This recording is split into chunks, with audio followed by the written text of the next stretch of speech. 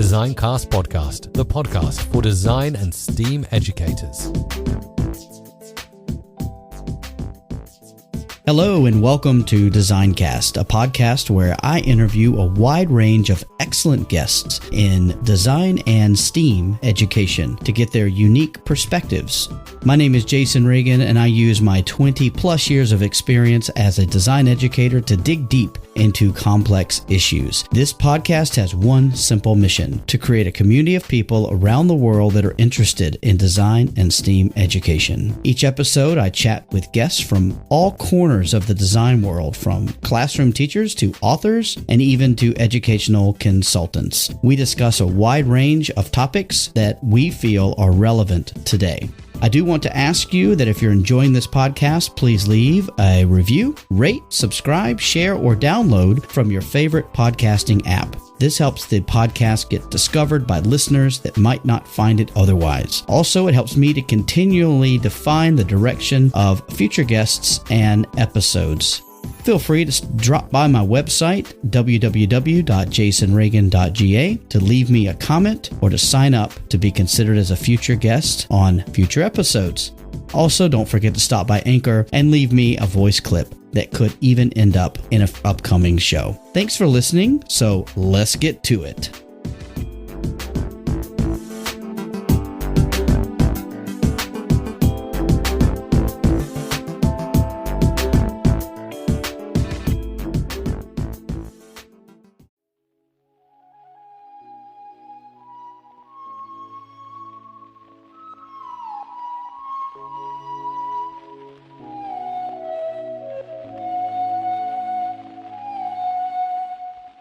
Welcome back to another season of Designcast. I'm so pleased and humbled that we are now starting season 6 of Designcast. It is such a pleasure to have you back. Thank you for sharing with your friends. Thank you for sharing the love with me. I really do appreciate it, and thank you for what all you have been sending me. It's been so very encouraging. And again, I am very humble for all of this great feedback that you guys have been giving me. So thank you again for being such great fans of the podcast. It is a labor of love, and I do appreciate all the ratings and reviews that people have been leaving.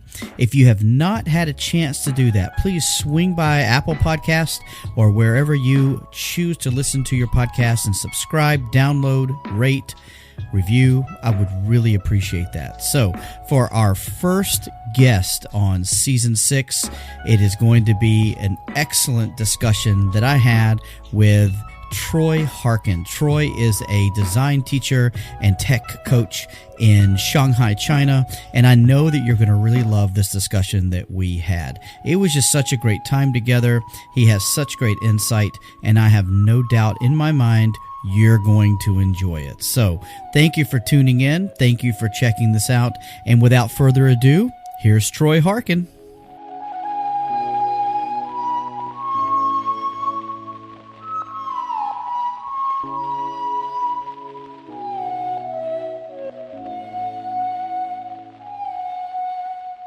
Welcome back to another episode of Designcast, and I'm here with Troy Harkin today. Troy, how are you? Doing great, Jason. How are you doing, man? Oh, man, I'm making it. I'm really trying to make it. I appreciate you connecting with me. And Troy, listen, thank you so much for being here. Can you introduce yourself and just tell a little bit about the story you've had becoming an educator? Yeah, sure. Wow.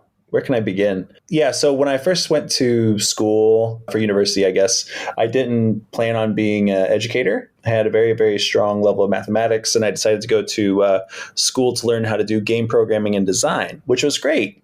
But then I was looking at some career prospects from that and realized that maybe I wanted to transition into something else, which led to a variety of degrees, and then my certification in secondary mathematics, which led to a master's.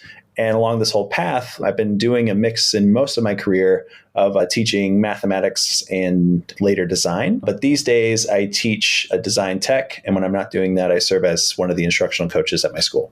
Excellent. And so when you say design tech, what are some of the things that you guys do? Such a good question. It's still a relatively new program at my school. This is our third year running it within the middle school, which is where I teach. And the emphasis has been on showing kids a selection of design processes that they can then apply to go about and make a variety of solutions. And so we try to get students into the mindset that they are ones that can not just make things, but also be able to identify problems, iterate on some of their original designs, develop prototypes, test them out, and then refine them and make them better. And then through this journey, students get to explore a variety of tools, both physical and digital in nature, across a variety of projects. And like I said, this is our third year running it now, and so it's still a growing program. So every year we seem to add a bit more to it in terms of the experiences students can have. But it's been a lot of fun, man. Like, I get to play with some really cool tools and show kids, how to use some amazing machines, and then also watch their eyes light up when they actually create something that works. And so, yeah, it's about that aspect of it, I think, more than anything. It's more than the tools, right?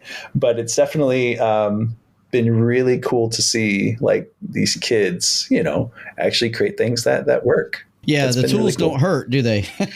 No, tools can help them make cool things that work. Yeah, for sure. Yeah. But just helping them explore what that means and what it actually looks like to design things, not just making things for the sake of making. And we come back to that a lot in class. So very cool. And Troy, some of the things you said makes me think about design thinking and that whole sort of way of approaching a problem. Do you guys use that protocol or that sort of mindset pretty often, or am I just reading too much into it?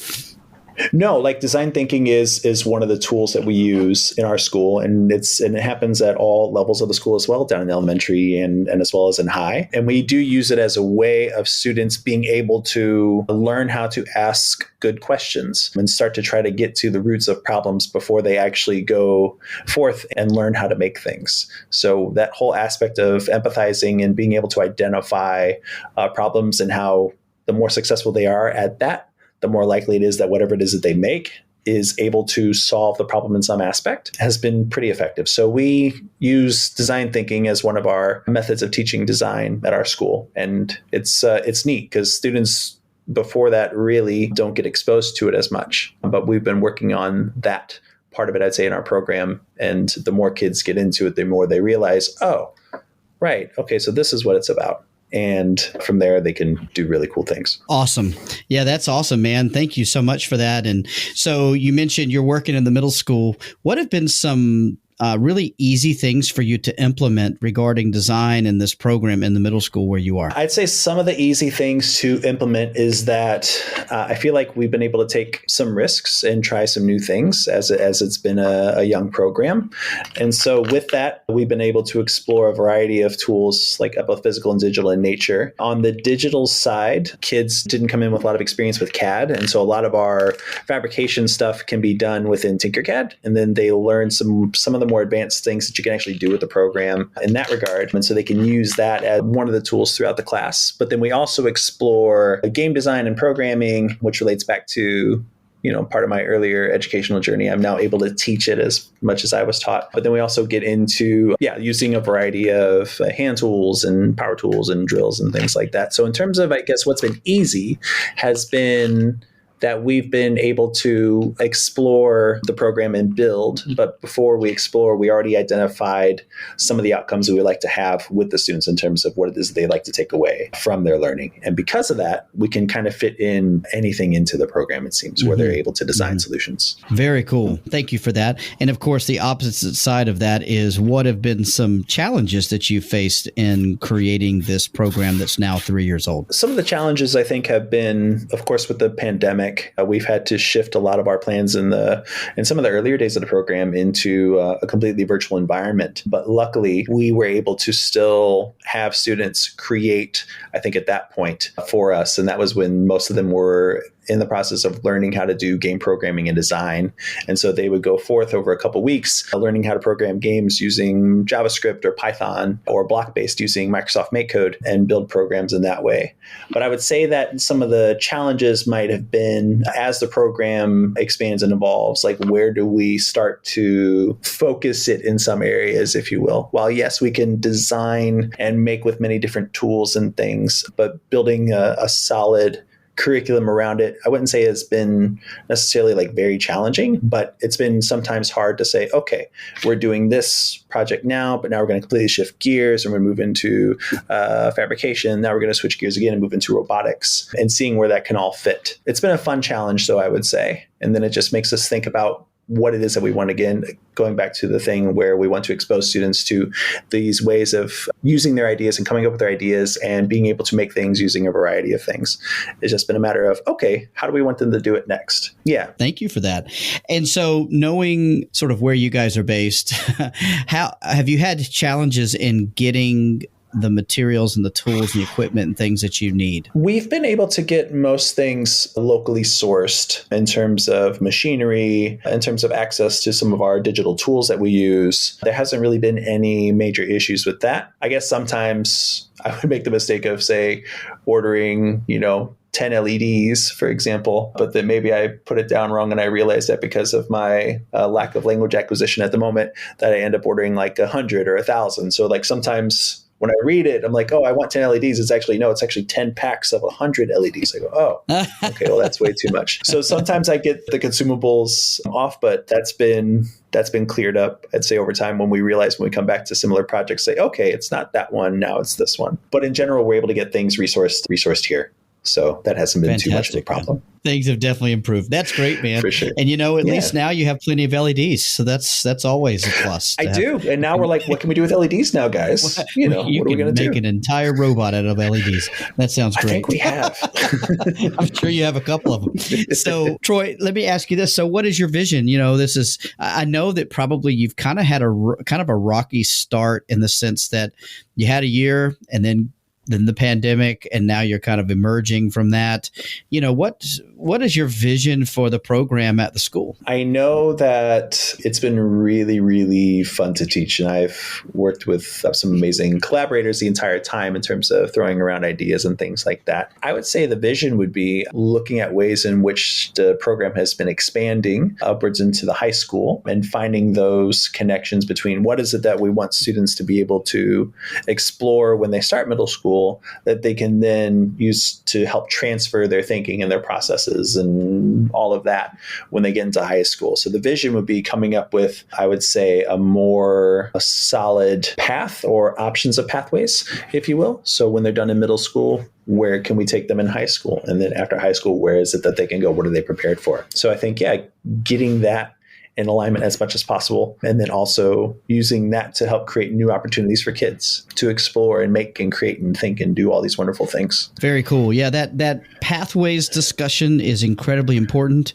because without that, you're just sort of your bookend. You've got a bookend on each side that doesn't really lead to anything. So it's really important to have that. And so I'm really loving to hear that you guys are talking about that and thinking about it. That's awesome. This podcast is a proud member of the Teach Better Podcast Network. Better today, better tomorrow, and the podcast to get you there. You can find out more at teachbetter.com/podcasts. Now let's get back to the episode. Troy, let me ask you this. What are you really excited about at the moment? What's really, really got you just thinking about really innovative, exciting things? At the moment, the students in the middle school, or one of my classes in the middle school, they've been organizing and preparing part of our school's exhibit for an upcoming Maker Faire. As part of the Maker Faire, they planned out this project that's ultimately, we're trying to have it be an interactive wall where the students are able to digitally fabricate something that represents one of their dreams or a variety of their dreams. The tricks have been coming up with what the theme for that could be, what it could look like, and then also the constraints about, how is it that they're going to connect and move, and how is it that people will be able to interact with them.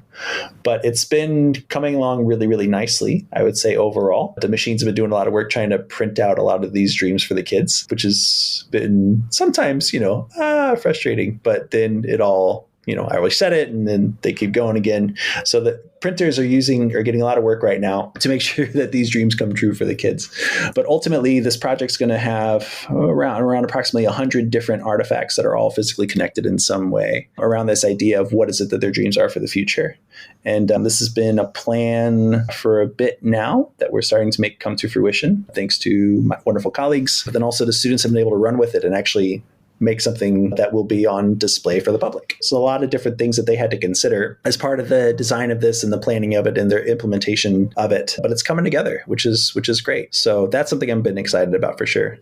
Thinking about being out again and doing things with other people, I think we all need that. And so that is so exciting to hear that things are moving forward with that. So awesome. I can't wait to follow up with you on that, Troy. That'll be really cool. It's exciting. It's a lot of good work and it's exciting. So, yeah. You mentioned before, sorry, Troy, that you also you do some tech coaching or innovation coaching. What is this other role that you have? So when I'm not teaching design, I serve as one of our school's instructional tech coaches. And so I put on a rather different hat for my workday sometimes. And that's more about looking and planning with teachers about ways in which they can use tech tools within the school to help promote different types of learning experiences for the kids and help teachers come up with ways in which they can make that happen. That leads to a variety of opportunities, either with middle of the day activities or linking with like science and things like that, for example, to help them use different types of tools. So my counterparts and I, who also teach design and serve as tech coaches, we have these dual roles. And then I find myself kind of jumping in between sometimes where it's like, man, my students in my design class could do this with you guys. And then at the same time, I put on my tech coach hat and I say, okay, actually, if you try to use these two tools, then this will help maybe create or show what it is that you want your kids to be able to do. Yeah, it's fun. Both are very worthwhile, I would say. So very cool. And that brings me to my next question, which is, what is one ed tech tool that you cannot live without? See, and you had to put ed tech in front of it too. So it's I did. Much. There was a reason I asked you that first question, buddy. No, I get it. One ed tech tool that I can't live without right now. This is actually a really hard question. I know, man. It's hard to boil it down, isn't it? It's like I can talk about like Canva, or I could talk about, Microsoft 365. Yeah, there's a bunch. I know Canva's been really, really good because a lot of teachers have been picking it up, and they've also changed the way in which teachers can have accounts and students can create their own projects and things like that online. That's been a really, really good positive shift overall. And what that's allowed students to do is be able to show their thinking in very, very nice, creative ways across all their classes. So I'm going to go with Canva for now. Hey, man, I will take it. Canva's pretty good. You will not be the first person, and I know you won't be the last to say, I agree with you. I think it's even gotten better and smoother and a lot slicker to use, especially with students. And so there's so many applications that they can integrate with or share into. They're pretty smart, those guys at Canva. They are. Yeah, definitely pretty smart. So another quick fire question for you, Troy. And what is the book that you would recommend everyone stop right now and read? I'm trying to think. We just had a big push at our school library a few weeks ago where all of our new books for the year got released for people to check out. I got one. It's on my shelf next to me, and I can't remember the name of it at the moment. But that's more of a personal read. I guess one book that I always come back to for ideas and ways of thinking is like Gary Steger and Sylvia Martinez's book on Invent to Learn. Their book, Invent to Learn, Making, Tinkering, and Engineering in the Classroom. That's a book I always tend to go back to and learn from and think about for my day-to-day of teaching and design and making things. I think it's becoming a classic these days now, but Invent to Learn, if they haven't read it yet, that's definitely a good book. Yeah. That's awesome. I have a great reads shelf that I put everyone's recommendations on. So that's a new one to add to the shelf there, Troy. Thank you so much for that. Very good. Awesome. Well, listen, Troy, if people want to get in touch with you, find out more about what you're doing, that kind of thing, what's the best way to do that? You can find me on Twitter, and my handle is Harkin World. Harkin World. I don't know why I made it at the time, but that's what it is. All one word. Fantastic. I assume from there you can launch out to the rest of your online presence. For anything I do that's teaching related, it'll be on there for sure. Awesome. That's great. Troy, listen, this has been awesome. I would really love to have, I actually would love to have maybe you and Alex on at the same time sometime, since you both kind of are partners in crime. So maybe we can make that happen a little bit later in the year. But I'm excited to hear about your Maker Fair. I'm excited to hear about all the developments you guys are having at your school. So thank you so much for spending time with me. And I really, really appreciate you taking the time to talk to me today. Jason, it's been a pleasure to catch up, man. I appreciate the work that you do to give design teachers and this way a voice, around the world. I know it helps inspire others, man. So thank you for that. Oh, I appreciate that. Thanks, Troy.